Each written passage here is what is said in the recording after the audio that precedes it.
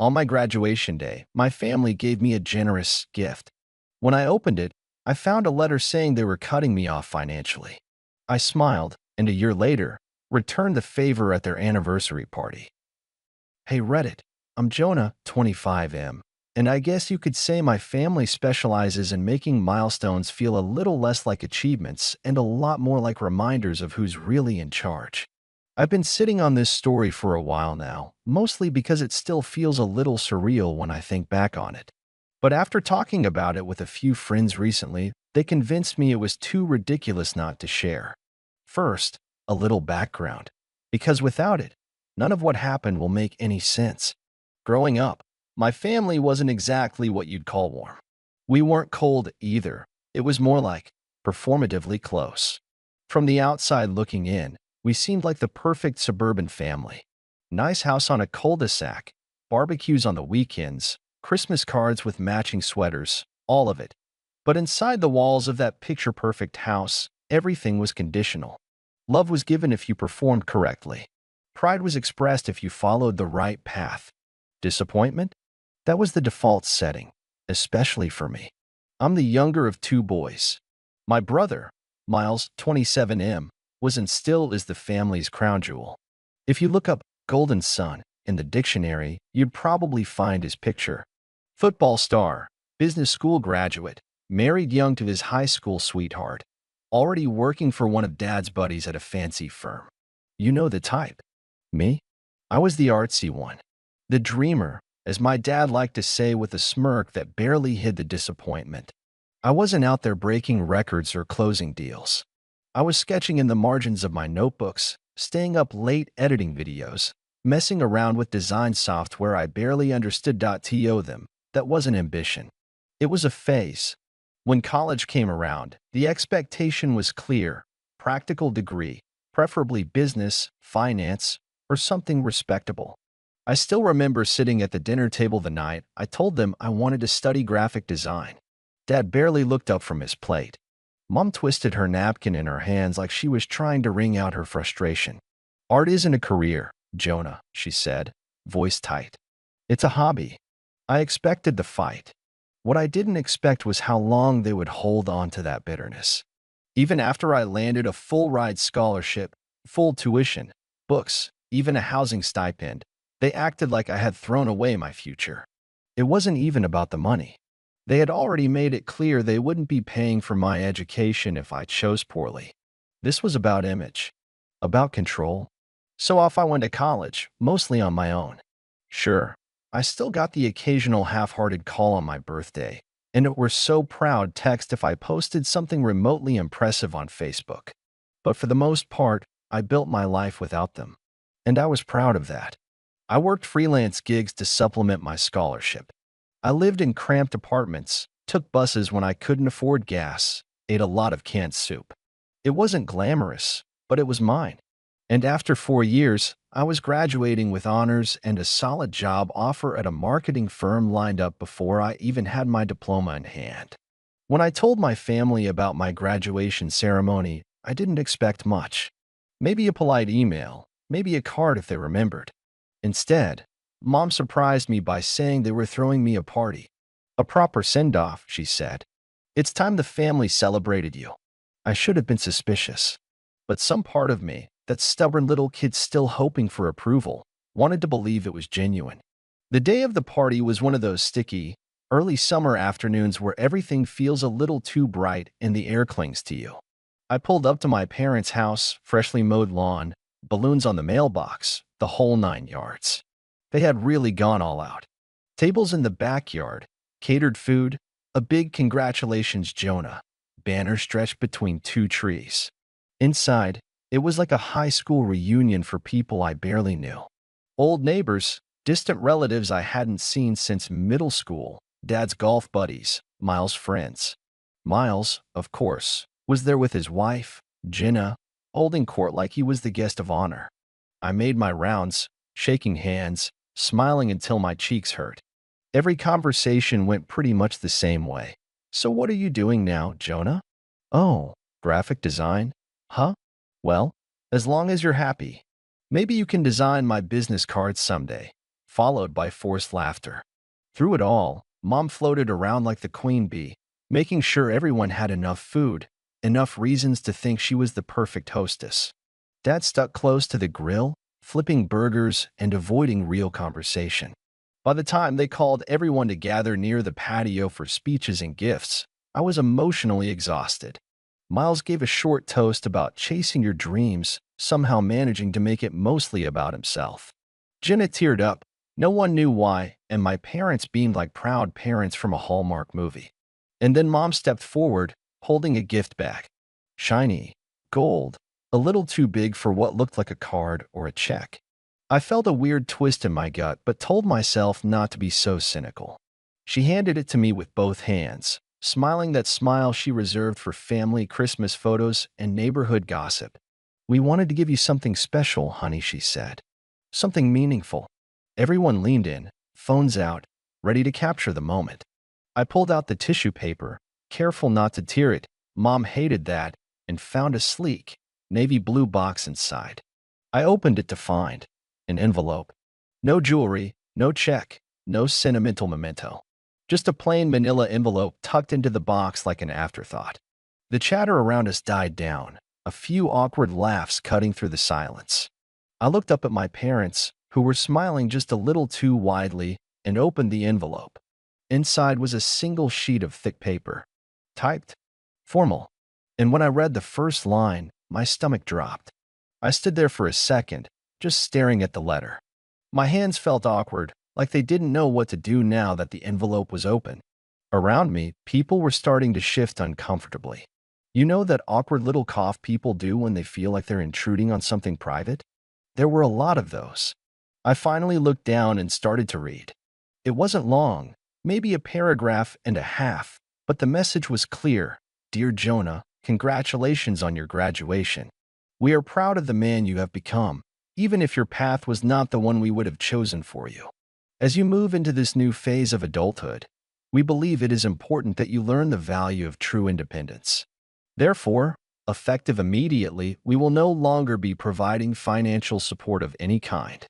We are confident that this decision will build your resilience and character as you navigate the real world.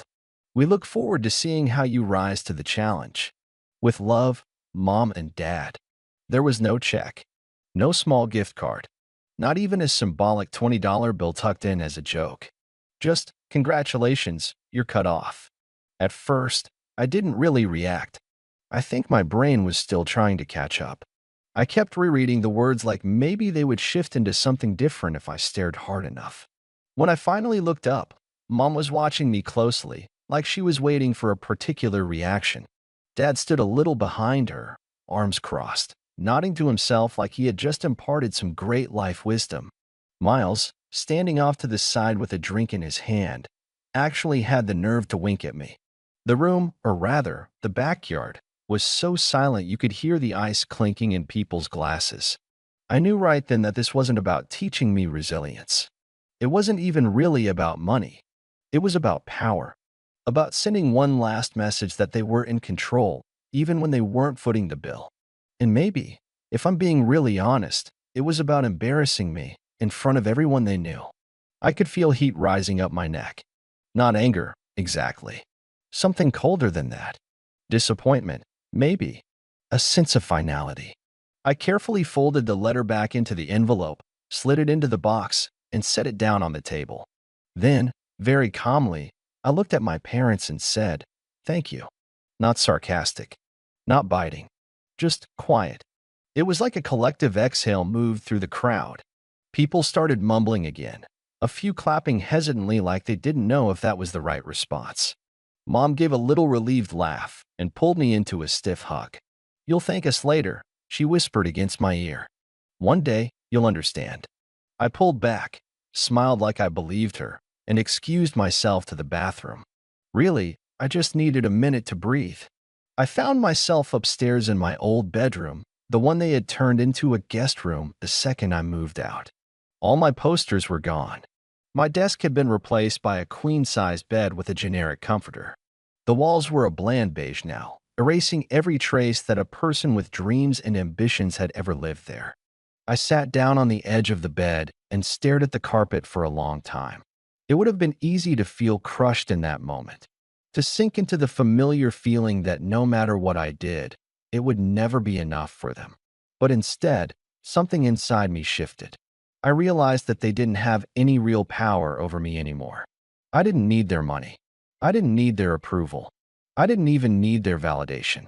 All they had left were these little gestures, these desperate, petty plays to remind me that they were the ones in charge. And by smiling, by thanking them, I had taken even that away from them. Still, I'm not going to lie, it stung. It's one thing to suspect your family doesn't really see you. It's another thing entirely to have them confirm it, in writing, in front of half the neighborhood. I stayed upstairs longer than I should have, maybe 20 minutes or so, just breathing, letting the anger settle into something more useful. When I finally came back down, the party had moved into that awkward, winding down phase.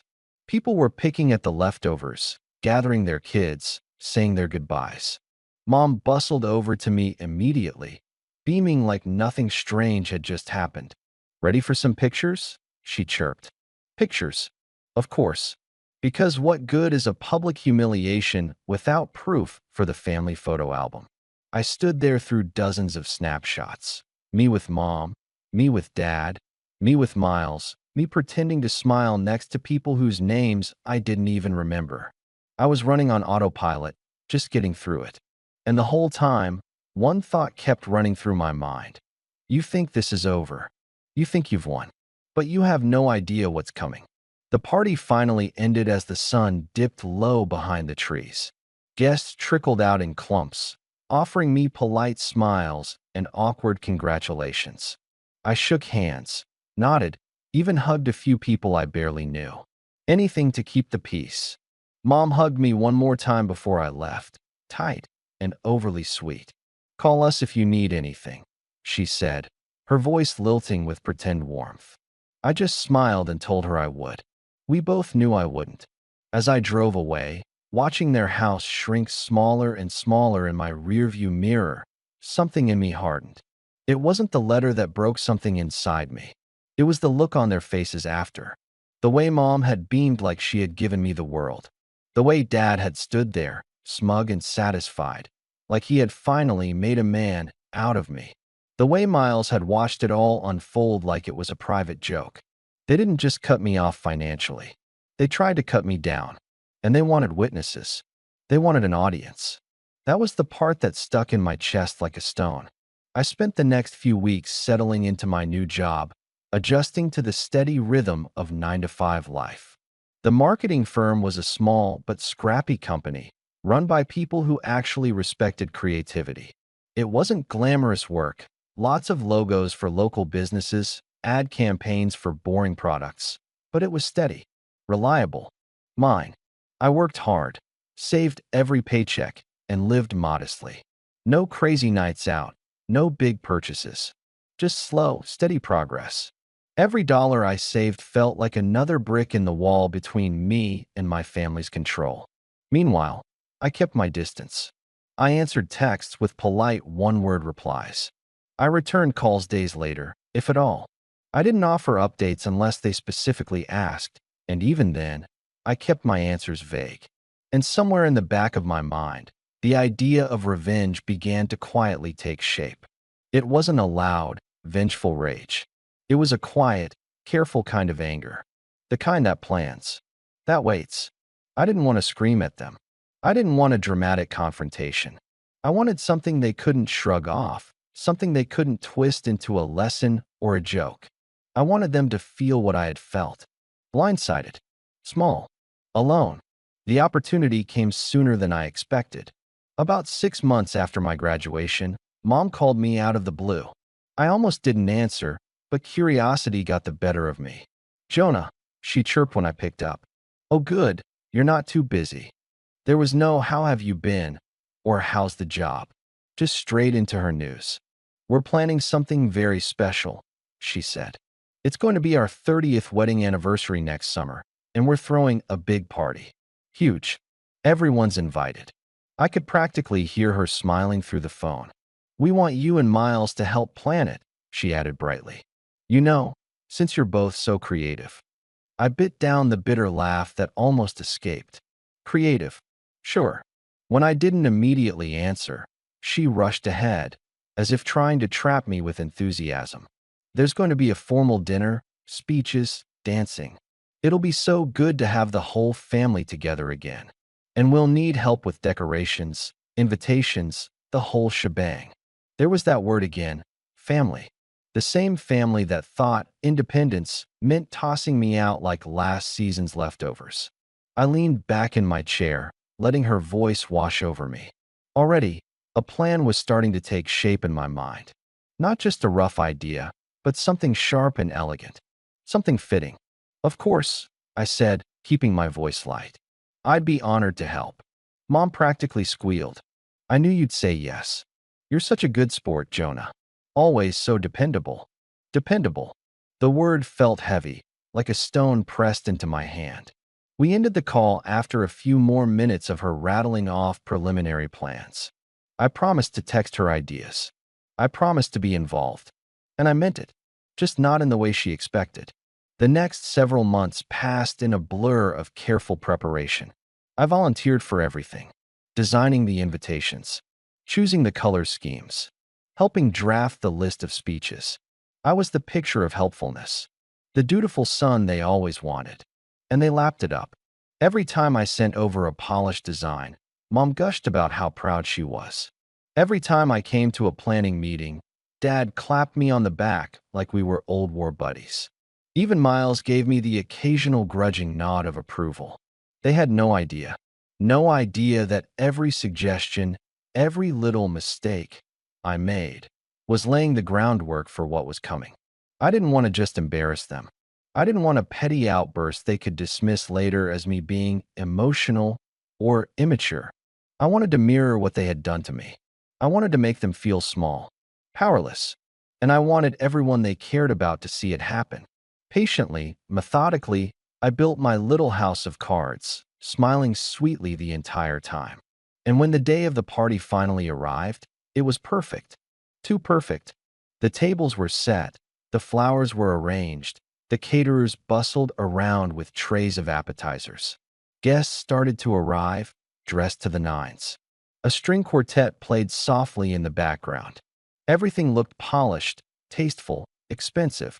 Mom flitted from group to group in a long blue gown, laughing too loudly. Dad held court near the bar, telling old stories to anyone who would listen. They were glowing, basking in the admiration, so sure that they were the center of everything. I slipped away from the main crowd, weaving between the tables until I reached the small side room where the event coordinator was waiting. She gave me a thumbs up and handed me the microphone. It was time for the speeches, and according to the program I had so helpfully designed, I was the first speaker. I made my way up to the front where a small stage had been set up.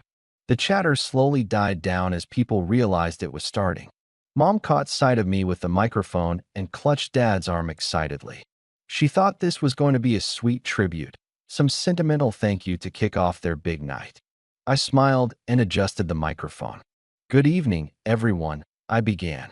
I just want to say what an honor it is to be here celebrating Mom and Dad's 30 years of marriage. Truly inspiring. There was a polite wave of applause. I waited until it faded before continuing. I spent a lot of time thinking about what I could say tonight. How to put into words everything they've taught me over the years. Mom's face softened. Dad nodded encouragingly. But then I realized. I paused for effect. The best lessons aren't the ones we are told. They're the ones we experience for ourselves. A few guests leaned in, sensing a shift. I smiled wider. Like when I learned about real independence last year. When I realized that love, when it's conditional, isn't really love at all. That sometimes the people who are supposed to lift you up are the ones who hold you back the most. There was a low murmur across the room. I kept going, steady and calm. Last year, at my graduation party, my parents gave me a very generous gift. A letter cutting me off financially. In front of friends, family, neighbors, anyone who might matter to a young adult stepping into the world. I could see Mom's smile faltering. Dad's jaw tightened. But I want to thank you for that, I said, turning slightly to look at them, because it showed me who you really are. It taught me that respect isn't something owed just because of a title like mom or dad. It's something you earn. The silence was thick now. You could practically hear the collective intake of breath as people processed what was happening. I worked hard this past year, paid my own bills, built my own life, made my own success. I reached into my jacket pocket and pulled out a small envelope, almost identical to the one they had given me at my graduation. I walked over to their table, placed it gently in front of them, and spoke clearly into the microphone. And now, I'd like to return the favor. Mom looked like she didn't know whether to open it or shove it away. Dad stared at it like it might explode. I gave them a moment, then turned back to the crowd. In that envelope is a formal letter, I said, informing you that, effective immediately, you are being cut off from my life. No support, no assistance, no contact unless I choose it. The whispers around the room turned into full-on buzzing. I wish you both the best, I said. Truly, I hope you enjoy the rest of your evening. But you will no longer be a part of my journey. And with that, I set the microphone down on the table and walked out. I didn't look back. In the weeks that followed, the fallout was exactly what you might expect. I heard from a few extended family members, some of them stunned, some of them quietly supportive. A few even admitted they had seen the cracks for years but hadn't said anything. Most people, though, stayed silent, not wanting to pick sides. Mom sent a few frantic texts, apologies mixed with guilt trips. Dad called once, leaving a stiff voicemail about how family sticks together and how this wasn't necessary. I didn't respond, not because I was trying to punish them, but because there was truly nothing left to say.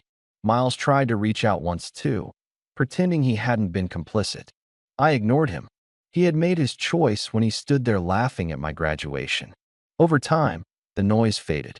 The texts slowed. The calls stopped. And for the first time in my life, I could breathe. No more wondering if I was good enough. No more waiting for approval that would never come. No more feeling like love was something I had to earn by being exactly who they wanted me to be. I wasn't angry anymore, just free. Now, when I think about that night, the way they sat there, exposed in front of everyone they cared about, I don't feel regret. They taught me exactly what they never intended to, how to stand on my own, even when it meant standing without them. It's been almost 2 years since that night. Sometimes it feels like a lifetime ago. Other times, it feels like it just happened. I moved cities about 6 months after the anniversary party. Nothing too dramatic, just far enough to feel like a clean start. The marketing firm I worked for ended up promoting me after I spearheaded a big campaign that brought in several new clients. Now, I lead my own small team. It's not a flashy job, but it's mine.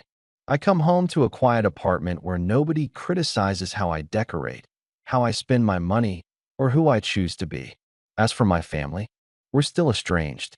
Mom tried a few more times to reach out after the dust settled, especially around holidays and birthdays, but every message felt the same, heavy with guilt, light on true accountability. Dad, predictably, never really apologized. He sent one email a year ago, mostly lecturing me about respecting my elders and forgiving family, but it was clear he still didn't understand why I walked away. Miles got married last fall. I wasn't invited. I heard about it through an old neighbor who still sends me the occasional update. Apparently, the wedding was a bit of a mess. Rushed planning, small turnout, lots of tension between families. I didn't feel sad missing it. I didn't feel much of anything at all. That's probably the biggest change. I'm not angry anymore. I don't replay conversations in my head, thinking of what I should have said. I don't look at photos and wonder what went wrong. I just live. It's a quiet kind of happiness, one that doesn't demand attention, but fills up my life in small, steady ways. Good coworkers. A few close friends who actually know me. Saturday mornings spent walking through the farmer's market, picking out fresh bread and flowers because I want to, not because I'm trying to impress anyone. I used to think family was something you had to cling to, no matter how much it hurt. Now I know, family isn't who shares your blood. It's who shows up with love, respect, and kindness, and stays, even when it's not convenient.